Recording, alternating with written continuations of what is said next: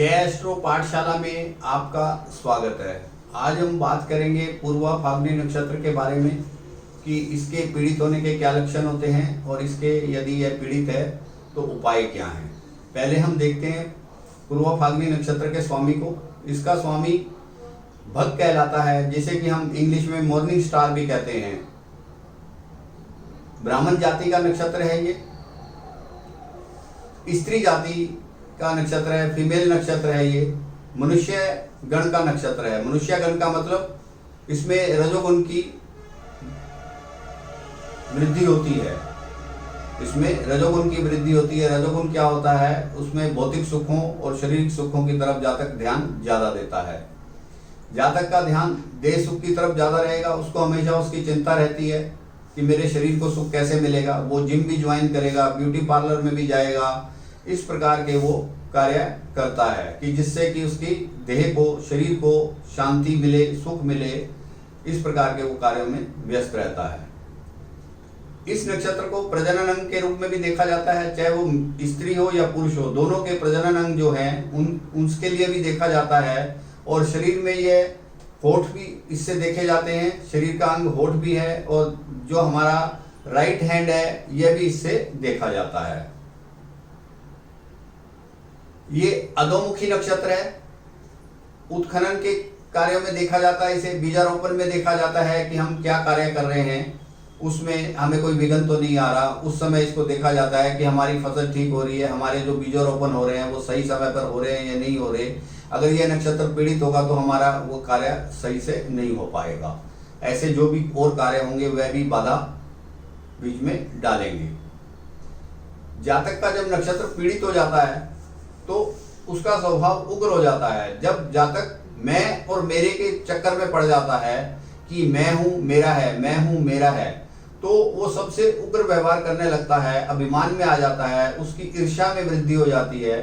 सामने वाले को वो कुछ नहीं समझता, सामने वाले को तुच्छ समझता है, महत्वहीन समझता है, वो अपने आप को ही सब कुछ समझता है।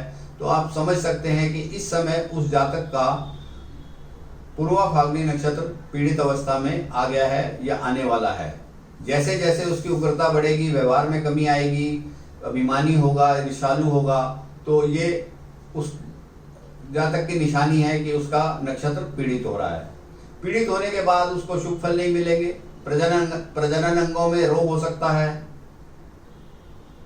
हाथ में प्रॉब्लम हो सकती है, होठ में प्रॉब्लम हो सकती है। जिन अंगों का वह कारक है उसमें वो रोग भी दे सकता है।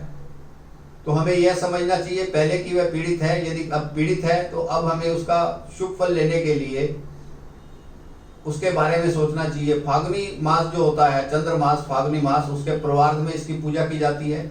यदि हमें पीड़ित कर रहा है, उसका अच्छा फल लेना हम चाहते हैं, तो फाल्गुनी मास के पूर्वार्ध में इसकी पूजा की जाती है। त्रयोदशी तिथि दोनों पक्ष की, शुक्ल पक्ष की और कृष्ण पक्ष की, फाल्गुन मास में त्रयोदशी तिथि दोनों की पूजा की जाती है। या नक्षत्र जब जब गोचर में आता है, जब जब पूर्वा फाल्गुनी नक्षत्र गोचर में आएगा तब हम इसकी पूजा कर सकते हैं। अब बात आती है पूजा कैसे करें और किसकी करें। मॉर्निंग स्टार भग की पूजा की जा सकती है, लक्ष्मी देवी की पूजा की जा सकती है, भगवान शिव की पूजा की जा सकती है, शिवलिंग की पूजा की जा सकती है। इनमें से जैसा भी जातक का इंटरेस्ट हो वो इन पूजाओं को कर सकता है। जैसे लक्ष्मी माँ की पूजा कर सकते हैं, शिव के ऊपर जल रुद्र अभिषेक भी कर सकते हैं, जल चढ़ा भी सकते हैं, और शिवलिंग की भी पूजा कर सकते हैं।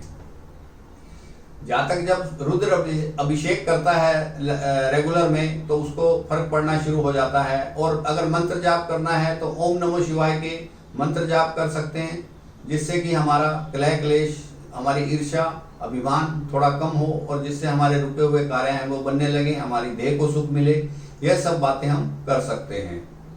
लिंगाष्टक का जाप करना चाहिए रोज। जब जातक इस अवस्था में हो, पीड़ित अवस्था में हो, तो उसे लिंगाष्टक का जाप रोज करना चाहिए। इसके अलावा शिवलिंग की पूजा करनी चाहिए विधि विधान से।